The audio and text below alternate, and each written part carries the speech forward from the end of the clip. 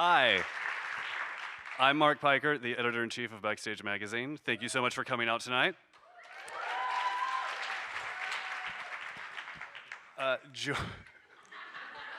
Yeah?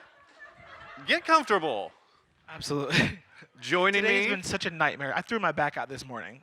Could not, literally got up to go get some water and couldn't move. And talking about crawling to the kitchen. It was the most nightmarish experience. And then I was in the ER for 4 hours. But that fierce cortisone shot in my back made it all better. And so here we are. Emmy nominee, Trooper. I said I was coming and I was going to be here. So we're just gonna Steve Jobs this and just stand up here for the Q&A. Hello, congratulations on your Emmy nomination. Thank you. It's so weird. Truly. Thank you. I mean, and also congratulations for being on the cover of Backstage magazine. Yeah. Thank you. So what were you doing when you found out about the nomination? Well, I took 2 sleeping pills the night before because I didn't want to wake up with having 3 hours before I found out, So of course I woke up 4 hours out and cleaned my apartment. It's never looked so good. And then I didn't realize that they don't announce everything. This is the lead categories. So imagine my angermentation. And so I was like, well, this is ridiculous. So I went downstairs and had 3 shots of Patron at 11:30 a.m. Sure did. Got nice and cozy and nice and comfortable. And then I actually, for a hot second, forgot about it. And then my manager called, and the tone in her voice, I was like, well, it didn't sound good. So I was like, you don't have to tell me. It's okay. I've not even looked online. She goes, no. You got one. You're nominated. So I got more Patron and cried. Call my mom, but she doesn't really kind of get it, but that's okay.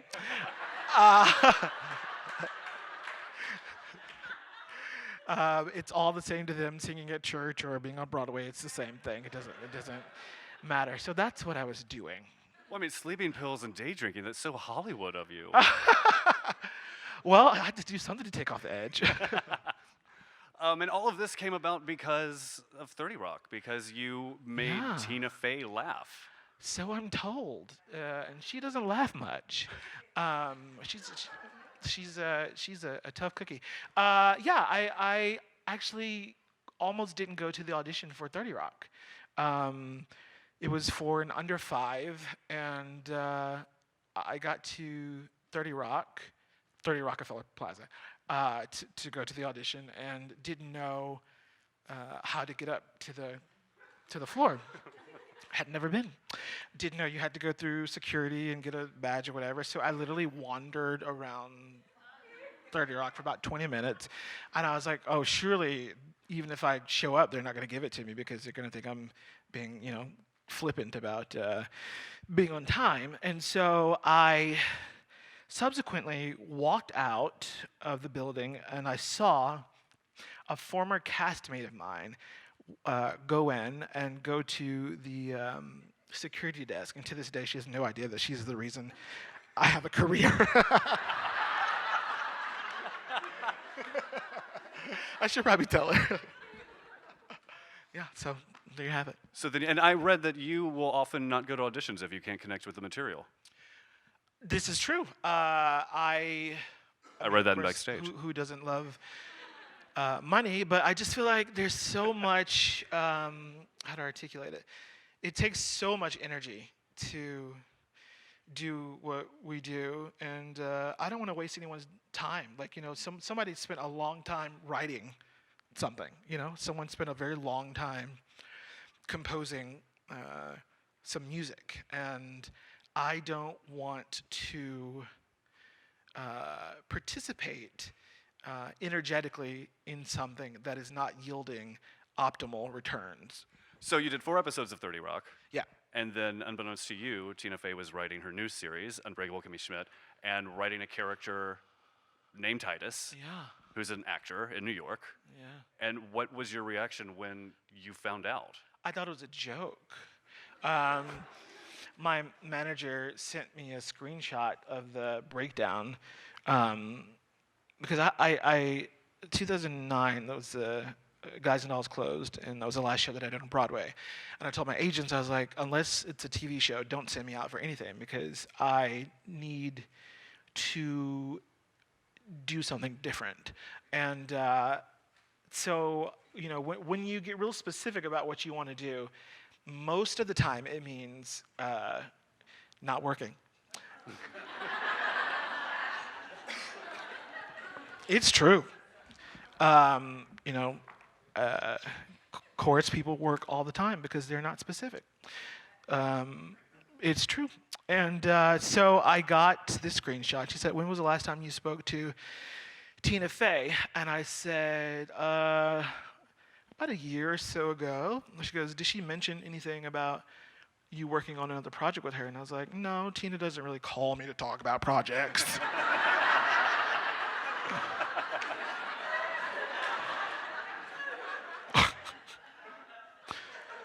Whatever. So I looked at the she goes, have a look at this or whatever, and it was seeking African American actor, flamboyant, gay, yada yada yada, blah blah blah blah blah. His name is Tituss, and I called her immediately. I was like, you got to be fucking kidding me! If this bitch does not give me this role.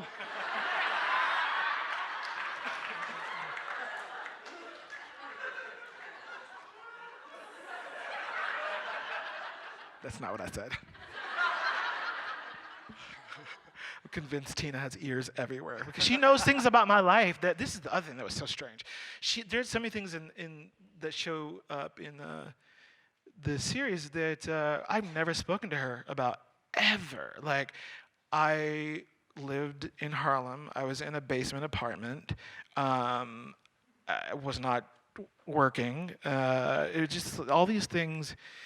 Kept showing up. I was like, how does she know this? Like, even during 30 Rock, like, we would talk about musicals, but never about my personal life. So it was just so strange to have it all work out the way it did. But I'm happy it did. Well, what was the audition like? It didn't even. It wasn't even like auditioning to be me. It literally felt like auditioning to be someone else. So, you know, it sounds like it would be easy, but it actually wasn't. And it was nerve-wracking. And Ellie was in the room, and it was the first time I had met her. And the moment I laid eyes on that woman, and she's the closest I'll ever come to being straight. But I just fell in love with her. And I thought, you will be the reason I get this job because of my affection for you. Not because how great I am at being Tituss. Yeah. You know? Anyways. I mean, you have such a great chemistry with Ellie and with Carol Kane. I live for Carol Kane. Who, as soon as I started watching that show, I was like, why has no one told me that Carol Kane is on this series? She is everything. Carol serves you old school realness, and she is not having it. I watched her school a director on what. On why his note was incorrect. And I just stood back. I'm gonna let you have this one, girl. But she did it in such a classy way, and it was totally justified, and it was lovely to watch an artist protect their work and also not isolate it and make their character more important than the whole of the piece. And I've learned so much from her off screen as well as on screen. Well, and I have to ask about the episode, which everyone's calling Pinot Noir. That's actually not actually the Mix-and-match title socks, of the you guys. episode, but it's Pinot Noir. What did you say? I wasn't listening. I have to ask about Pinot Noir. Oh, God. Your Emmy-nominated performance Okay. of Pinot Noir. Yeah. So you're saying in the green room that you were all just kind of sitting around together trying to think of the most outlandish, banal, mid-sized car. That day, I was like, oh no, we're gonna get canceled. Like, I was like, you divas have lost your fucking minds. This is not funny. I literally was reading. I was like, "This, I don't get it. Like, I don't. What are you going through? What is this?"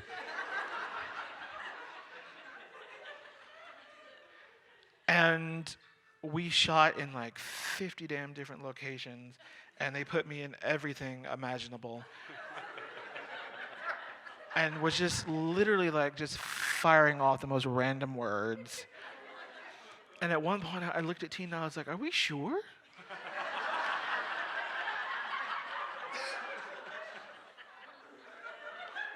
I'm gonna do it because, you know, you're the boss, but are we sure? Well, what was filming it like in front of just the crew? Was it just... It's taken on a life of its own, and people sing that shit to me from like across a football field.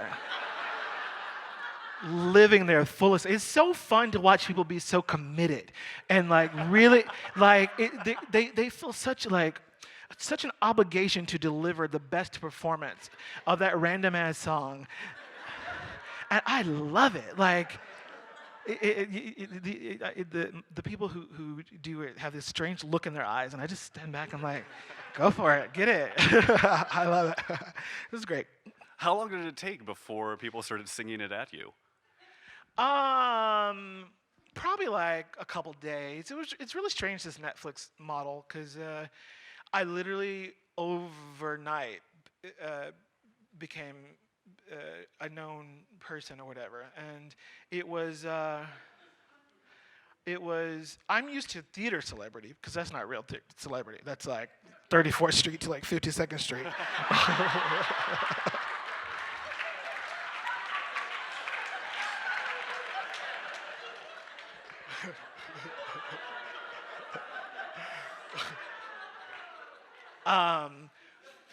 But like, I feel like I have one foot in Tina's world and one foot in my world, because I have not been able to recalibrate yet.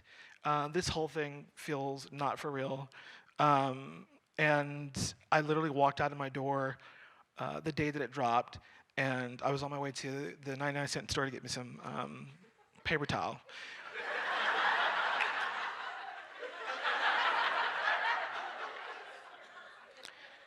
I live for a good 99-cent store. And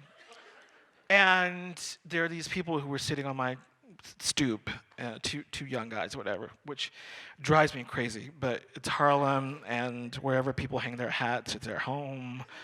So I just tried to make it look like it was so inconvenient, and just stepping over them, just, you know.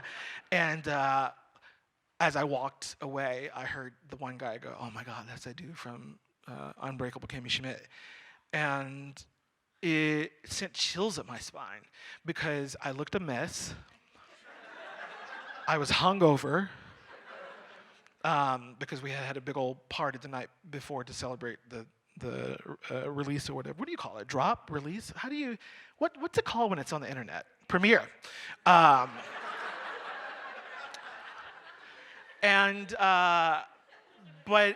suddenly I had to become aware that I represent a much larger thing now, and it's a really strange sensation to have to beat your face to go to the 99-cent store. You know what I mean? But you do. Oh, and that's the other thing. I was like, oh, surely here no one's gonna know who the fuck I am. Like, this is not gonna be a thing. And I get to the cash register, and Pedro watches Unbreakable Kimmy Schmidt. Pedro has not said 2 words to me this whole fucking time. And now I'm his favorite customer. Gives me shit for free on the sly at the 99-cent store. 99 cents adds up. It does. It really does. You guys were filming, and you were making an NBC series for a while, and then it switched to Netflix. Yes. So what was that? Were you worried? The tonality of what we created is so much more appropriate where it landed. And it's not going to change or augment just because we can, because it's on Netflix. But we didn't know that that was going to be a thing, and we had finished filming it all. And you're about to start season 2. On Monday. On Monday. Yeah.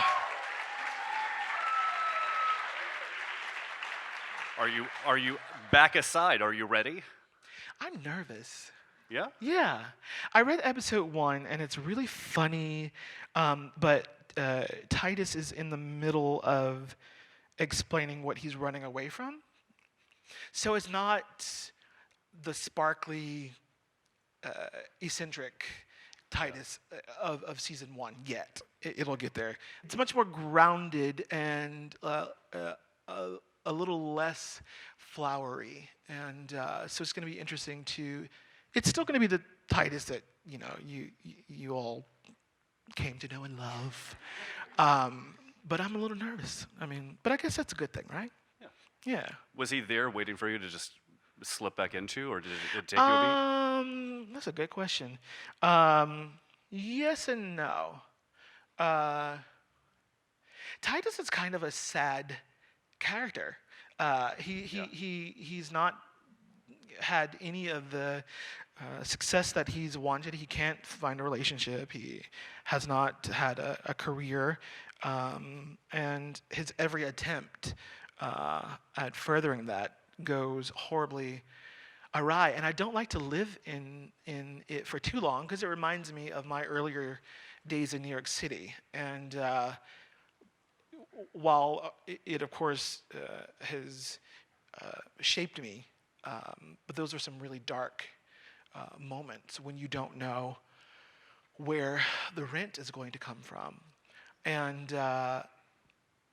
so getting back inside him was a little bit of a mind fuck, if you will. But I've missed him, so I'm excited to do it again. Yeah. Yeah. You had to do some pretty serious social commentary in addition to being fabulous and eccentric and hilarious. Yeah. Were you expecting that when you going in to play a version of yourself? Yes. Tina and Robert are some thorough divas, and they leave no stone unturned, and they exploit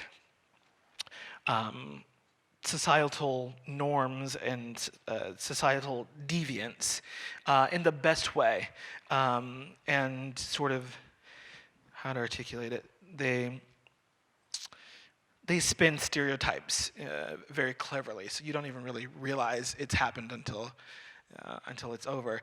I did not enjoy getting in that wolf costume. That makeup took too fucking long. I hate being touched and stuff like that. It just gets on my nerves. It's like, you're so close. Like, can you just back up a little bit? So that was obnoxious. But the rest of it was lovely to sort of be able to participate in a very real thing in this social climate, this climate in our country. So it was nice to touch on it a little bit. Do you get to sit with Tina and Robert and chime in on the storylines and add details? They don't need my help. And in fact, I don't want to know. The longer I have to sit and stew and think about it, the less authentic my performance gets. And I didn't know anything going into season 1, and I think it sort of ambushed me into being as honest as I could be. And she started to tell me more about what was going to happen this season. I just thought, I don't want to know. Don't tell me. So, but when something feels far-reaching or does not come naturally, or if it doesn't sound right coming out of my mouth, they're very much collaborators that way, and they don't mind changing a subject and a predicate to make it sound normal. But you know, there's not a lot of improvisation except on Pinot Noir. But every period and comma is accounted for, and you have to say it the way it's written, or it really won't make sense. Even just the replacing, you know, a dangling participle, like it just changes the rhythm of everything. So they're, you know, they do everything on purpose. So do you take it just script by script, episode by episode? Yeah, I mean, like even those table reads, like I wish I didn't have to do that in the middle of the episode that comes before the episode that we're about to read, because I have to temporarily leave the world, you know, and I mean, there's no other way to do it. But yeah, I just sort of take it episode by episode, because also it's so much. I mean, it's a lot to think about, and I can't. I have to compartmentalize it. I can't think about the long term. I have to take it, pardon me, step by step. Yeah. How does that inform your choices that you're making just episode by episode? How does that inform my choices? Not to get too actory. No, it's okay, James Lipton. I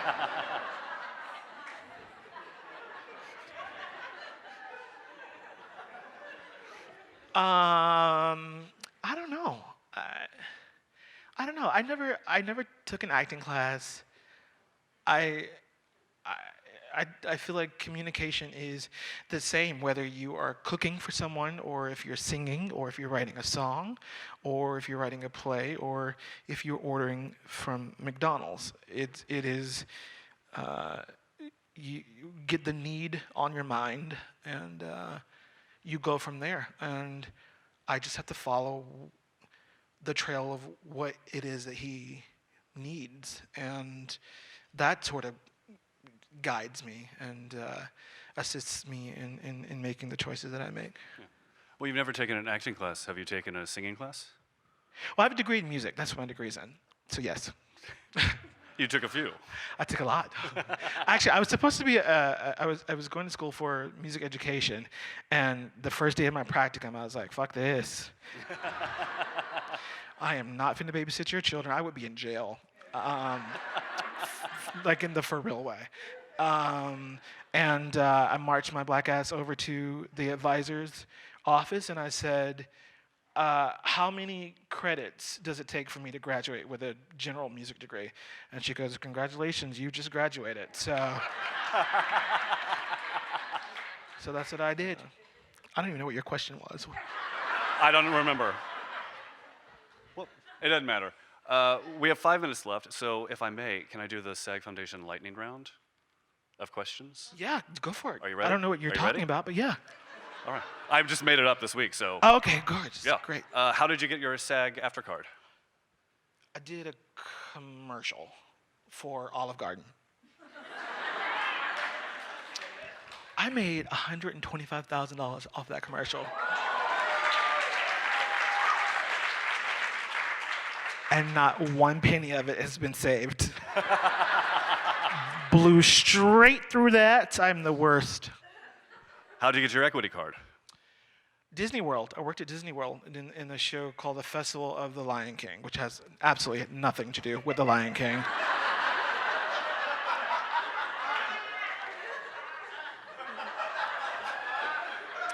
And I wore this like ridiculous costume, and I'm a little Zoftic, so I don't need to be in anything that like reveals anything. And they put me in this outfit that I looked so damn crazy, and everyone who was twirling around me like weighed 2 pounds, and they were kicking their faces, and then you've got me coming like saying, it's like, but I got my equity card, and they wanted me to stay, and I was like, this is so boring, so I quit as soon as I got it. You earned that card. I did. You earned it. They were lucky to have me. Yeah, they were. Emmy nominee. It's so, this doesn't sound, it doesn't, I don't. Did you get like a plaque? I don't know. Do I? We'll find out later. We'll find out later. Last question for an audience of actors. Okay.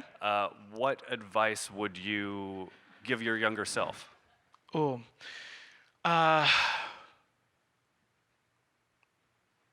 In the pursuit of or the road ahead where it seemed opaque. In fact, it was just a little dim. So calm the fuck down, go have a drink, and when it is time, it will just be time. There's absolutely nothing that you can control except showing up and doing your job. Go to the audition, don't stay up all night, don't go boozing, do your fucking work. And when it's your turn, it's your turn, and that's just the way it is. When you go to these open calls or whatever, you know, most of the time, those no's have nothing to do with you, like at all. These divas don't want to build a new costume, so someone else got the job. That's true. It's so true. So go and do your job, and go home, and don't think about it, because you'll start to internalize it, and it'll start to chip away at your life's trajectory. And you need all of you on your side. So that's a lot, but that's what I would say to me. Well, thank you so much for coming out here today with your back. Thank all of you for coming out. It's been a total pleasure. Have a great night. Bye. Thank you.